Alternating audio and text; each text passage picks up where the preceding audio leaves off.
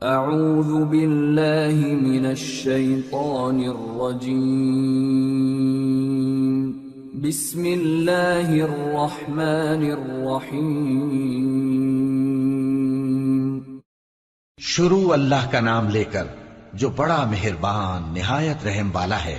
اس کتاب کا اتارا جانا اللہ کی طرف سے ہے جو غالب ہے، حکمت والا ہے۔ اے پیغمبر، ہم نے یہ کتاب تمہاری طرف سچائی کے ساتھ نازل کی ہے، تو اللہ کی عبادت کرو، یعنی اس کی عبادت کو شرک سے خالص کر کے۔ دیکھو، خالص عبادت اللہ ہی کے لیے زیبا ہے، اور جن لوگوں نے اس کے سوا اور دوست بنائے ہیں وہ کہتے ہیں کہ ہم ان کو اس لیے پوجتے ہیں کہ وہ ہم کو اللہ کا مقرب بنا دیں۔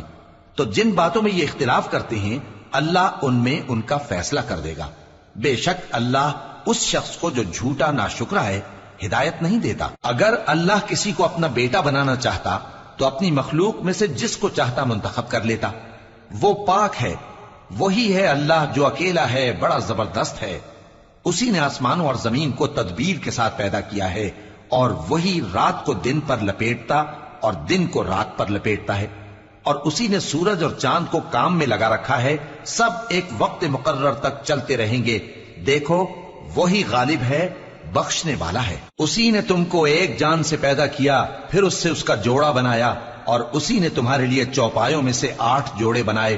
وہی تم کو تمہاری ماؤں کے پیٹ میں پہلے ایک طرح، پھر دوسری طرح 3 اندھیروں میں بناتا ہے۔ یہی اللہ تمہارا پروردگار ہے، اسی کی بادشاہی ہے، اس کے سوا کوئی معبود نہیں۔ پھر تم کہاں بہ کے جاتے ہو؟ اگر ناشکری کرو گے تو اللہ تم سے بے نیاز ہے، اور وہ اپنے بندوں سے ناشکری پسند نہیں کرتا، اور اگر شکر کرو گے تو وہ اس کو تمہارے لیے پسند کرتا ہے، اور کوئی بوجھ اٹھانے والا دوسرے کا بوجھ نہیں اٹھائے گا۔ پھر تم کو اپنے پروردگار کی طرف لوٹنا ہے، پھر جو کچھ تم کرتے رہے وہ تم کو بتا دے گا۔ وہ تو دلوں کی پوشیدہ باتوں تک سے آگاہ ہے۔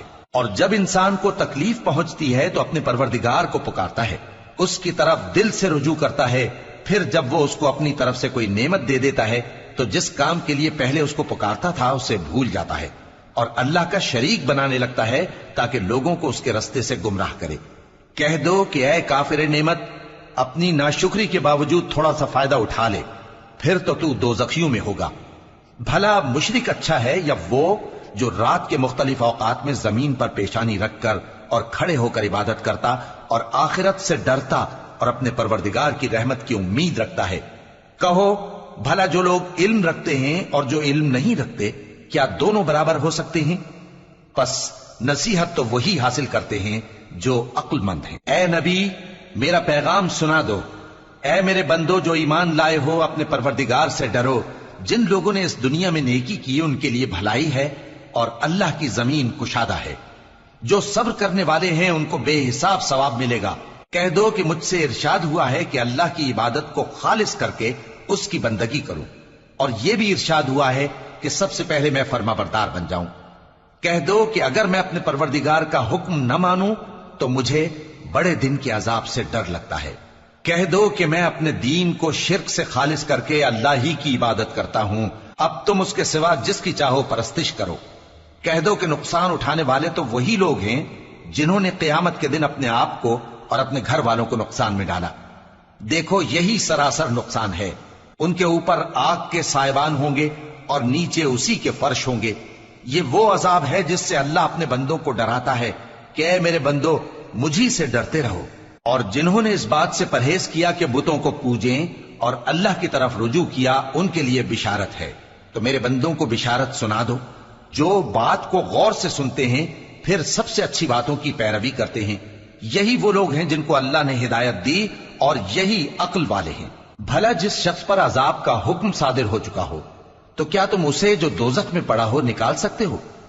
لیکن جو لوگ اپنے پروردگار سے ڈرتے ہیں ان کے لیے اونچے اونچے محل ہیں جن کے اوپر بالا خانے بنے ہوئے ہیں اور ان کے نیچے نہریں بہ رہی ہیں۔ یہ اللہ کا وعدہ ہے، اللہ وعدے کے خلاف نہیں کرتا۔ کیا تم نے نہیں دیکھا کہ اللہ آسمان سے پانی نازل کرتا، پھر اس کو زمین میں چشمے بنا کر جاری کرتا، پھر اس سے کھیتی اگاتا ہے جس کے طرح طرح کے رنگ ہوتے ہیں، پھر وہ تیار ہو جاتی ہے، پس تم اس کو دیکھتے ہو کہ زرد ہو گئی ہے، پھر اسے چورا چورا کر دیتا ہے۔ بے شک اس میں عقل والوں کے لیے نصیحت ہے۔ بھلا جس شخص کا سینہ اللہ نے اسلام کے لیے کھول دیا ہو سو وہ اپنے پروردگار کی طرف سے روشنی پر ہو تو کیا وہ سخت دل کافر کی طرح ہو سکتا ہے؟ پس ان پر افسوس ہے جن کے دل اللہ کی یاد سے غافل اور سخت ہو رہی ہیں، اور یہی لوگ سراسر گمراہی میں ہیں۔ اللہ نے نہایت اچھی باتیں نازل فرمائی ہیں، یعنی کتاب جس کی آیتیں باہم ملتی جلتی ہیں اور دہرائی جاتی ہیں۔ جو لوگ اپنے پروردگار سے ڈرتے ہیں ان کے بدن کے رونگٹے اسے سن کر کھڑے ہو جاتے ہیں، پھر ان کی کھالیں نرم ہو جاتی ہیں اور دل بھی نرم ہو کر اللہ کی یاد کی طرف متوجہ ہو جاتی ہیں۔ یہی اللہ کی ہدایت ہے، وہ اس سے جس کو چاہتا ہے ہدایت دیتا ہے، اور جس کو اللہ گمراہ رہنے دے اس کو کوئی ہدایت دینے والا نہیں۔ بھلا جو شخص قیامت کے دن اپنے چہرے پر برے عذاب کو روکتا ہو کیا وہ ویسا ہو سکتا ہے جو چین میں ہو؟ اور ظالموں سے کہا جائے گا کہ جو کچھ تم کرتے رہے تھے اب اس کے مزے چکھو۔ جو لوگ ان سے پہلے تھے انہوں نے بھی تکذیب کی تھی تو ان پر عذاب ایسی جگہ سے آ گیا کہ ان کو خبر ہی نہ تھی۔ پھر ان کو اللہ نے دنیا کی زندگی میں رسوائی کا مزہ چکھا دیا، اور آخرت کا عذاب تو بہت ہی بڑا ہے۔ کاش یہ سمجھ رکھتے۔ اور ہم نے لوگوں کے سمجھانے کے لیے اس قرآن میں ہر طرح کی مثالیں بیان کی ہیں تاکہ وہ نصیحت حاصل کریں۔ یہ قرآن عربی ہے جس میں کوئی عیب اور اختلاف نہیں تاکہ وہ ڈر مانے۔ اللہ ایک مثال بیان کرتا ہے کہ ایک شخص ہے جس میں کئی آدمی شریک ہیں مختلف مزاج کے، اور ایک آدمی پورے کا پورا ایک شخص کا غلام ہے۔ بھلا دونوں کی حالت برابر ہے؟ نہیں، الحمدللہ، مگر یہ اکثر لوگ نہیں جانتے۔ اے پیغمبر، تم بھی مرنے والے ہو اور یہ بھی مرنے والے ہیں، پھر تم سب قیامت کے دن اپنے پروردگار کے سامنے جھگڑو گے۔ پھر اس سے بڑھ کر ظالم کون جو اللہ پر جھوٹ بولے اور سچی بات جب اس کے پاس پہنچ جائے تو اسے جھٹلائے؟ کیا جہنم میں کافروں کا ٹھکانہ نہیں ہے؟ اور جو شخص سچی بات لے کر آیا اور جس نے اس کی تصدیق کی وہی لوگ متقی ہیں۔ وہ جو چاہیں گے ان کے لیے ان کے پروردگار کے پاس موجود ہے۔ نیکوکاروں کا یہی بدلہ ہے تاکہ اللہ ان سے برائیوں کو جو انہوں نے کی دور کر دے، اور نیک کاموں کا جو وہ کرتے رہے ان کو بدلہ دے۔ کیا اللہ اپنے بندے کو کافی نہیں؟ اور اے نبی، یہ تم کو ان لوگوں سے جو اللہ کے سوا ہیں یعنی غیر اللہ سے ڈراتے ہیں، اور جس کو اللہ گمراہ رہنے دے اسے کوئی ہدایت دینے والا نہیں، اور جس کو اللہ ہدایت دے اس کو کوئی گمراہ کرنے والا نہیں۔ کیا اللہ عزت والا بدلہ لینے والا نہیں ہے؟ اور اگر تم ان سے پوچھو کہ آسمانوں اور زمین کو کس نے پیدا کیا تو کہہ دیں گے کہ اللہ نے۔ کہو کہ بھلا دیکھو تو جن کو تم اللہ کے سوا پکارتے ہو، اگر اللہ مجھ کو کوئی تکلیف پہنچانی چاہے تو کیا وہ اس تکلیف کو دور کر سکتی ہیں؟ یا اگر وہ مجھ پر مہربانی کرنا چاہے تو کیا وہ اس کی مہربانی کو روک سکتے ہیں؟ کہہ دو کہ مجھے اللہ ہی کافی ہے، بھروسہ رکھنے والے اسی پر بھروسہ رکھتے ہیں۔ کہہ دو کہ اے قوم تم اپنی جگہ عمل کیے جاؤ، میں اپنی جگہ عمل کیے جاتا ہوں، ان قریب تم کو معلوم ہو جائے گا کہ کس پر عذاب آتا ہے جو اسے رسوا کرے گا اور کس پر ہمیشہ کا عذاب نازل ہوتا ہے۔ ہم نے تم پر یہ کتاب لوگوں کی ہدایت کے لیے سچائی کے ساتھ نازل کی ہے، تو جو شخص ہدایت پاتا ہے تو اپنے بھلے کے لیے، اور جو گمراہ ہوتا ہے تو گمراہی سے اپنا ہی نقصان کرتا ہے۔ اور اے پیغمبر تم ان کے ذمہ دار نہیں ہو۔ اللہ لوگوں کے مرنے کے وقت ان کی روحیں قبض کر لیتا ہے، اور جو مرے نہیں ان کی روحیں سوتے میں قبض کر لیتا ہے، پھر جن پر موت کا حکم کر چکتا ہے ان کو روک رکھتا ہے، اور باقی روحوں کو ایک وقت مقرر تک کے لیے چھوڑ دیتا ہے۔ جو لوگ غور و فکر کرتے ہیں ان کے لیے اس میں نشانیاں ہیں۔ کیا انہوں نے اللہ کے سوا اور سفارشی بنا لیے ہیں؟ کہو کہ خواہ وہ کسی چیز کا بھی اختیار نہ رکھتے ہوں اور نہ کچھ سمجھتے ہی ہوں تب بھی کہہ دو کہ سفارش تو سب اللہ ہی کے اختیار میں ہے، اسی کے لیے آسمانوں اور زمین کی بادشاہت ہے، پھر تم اسی کی طرف لوٹ کر جاؤ گے۔ اور جب ایک اکیلے اللہ کا ذکر کیا جاتا ہے تو جو لوگ آخرت پر ایمان نہیں رکھتے ان کے دل گھٹ جاتے ہیں، اور جب اللہ کے سوا اوروں کا ذکر کیا جاتا ہے تو فوراً خوش ہو جاتے ہیں۔ کہو کہ اے اللہ، اے آسمانوں اور زمین کے پیدا کرنے والے، پوشیدہ اور ظاہر کے جاننے والے، تو ہی اپنے بندوں میں ان باتوں کا جن میں وہ اختلاف کرتے رہے ہیں فیصلہ کرے گا۔ اور اگر ظالموں کے پاس وہ سب مال و متاع ہو جو زمین میں ہے اور اس کے ساتھ اسی قدر اور ہو تو قیامت کے روز برے عذاب سے رہائی پانے کے بدلے میں دے ڈالیں، اور ان پر اللہ کی طرف سے وہ امر ظاہر ہو جائے گا جس کا ان کو خیال بھی نہ تھا، اور ان کے اعمال کی برائیاں ان پر ظاہر ہو جائیں گی، اور جس عذاب کی وہ ہنسی اڑاتے تھے وہ ان کو آ گھیرے گا۔ तो जब इंसान को तकलीफ पहुंचती है तो हमें पुकारने लगता है, फिर जब हम उसको अपनी तरफ से नेमत बख्शते हैं तो कहता है कि ये तो मुझे मेरे इल्म दानिश के सबब मिली है। नहीं, बल्कि वो आजमाइश है, मगर उनमें से अक्सर नहीं जानते। जो लोग इनसे पहले थे वो भी यही कहा करते थे, तो जो कुछ वो किया करते थे उनके कुछ काम ना आया, आखिर उन पर उनकी बुराइयों का वबाल पड़ गया। और जो लोग उनमें से जुल्म करते रहे हैं उन पर भी उनके बुरे अमाल का वबाल अनकरीब पड़ेगा, और वो अल्लाह को आजिज नहीं कर सकते। क्या उनको मालूम नहीं कि अल्लाह ही जिसके लिए चाहता है रिज्क को फराख कर देता है और जिसके लिए चाहता है तंग कर देता है।